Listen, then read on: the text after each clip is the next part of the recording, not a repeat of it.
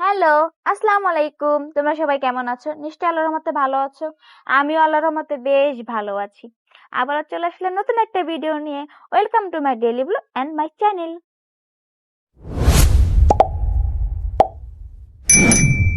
প্রতিদিনের মতো সকালে নাস্তা দিয়ে শুরু করছি। আজকে সকালে নাস্তা ছিল ডিম পোস্ট, গরম গরম রুটি এবং পেঁপে ভাজি। পেঁপে আলু দিয়ে টমেটো দিয়ে সুন্দর করে ভাজি করা হয়েছে। দেন দুপুরে রান্না বান্না করলাম।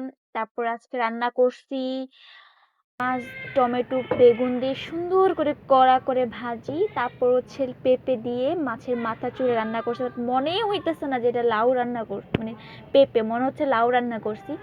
দেন আমাদের নোয়াখালীর ঐতিহাসিক একটা খাবার হচ্ছে মাছ, মানে কাঁচা মরিচ মরিচ খোলা দেওয়া। এটা দিয়ে না বিশ্বাস করো অনায়াসে তুমি 1 থেকে 2 প্লেট ভাত খেয়ে ফেলবা, মানে এতটা পরিমাণ টেস্ট।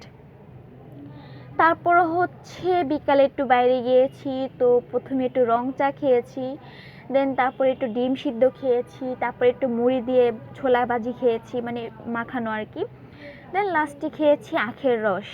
আখের মানে এটাকে তোমরা কি বলো, আমরা আখ বলি। আর এটা ঠান্ডা ঠান্ডা ছিল, এতটাই মজা ছিল বলার বাইরে। তা আমার এই ছোট্টখাটো মিনি ব্লগটা তোমাদের কাছে কেমন লাগছে কমেন্ট করে জানাবা। খোদা হাফেজ।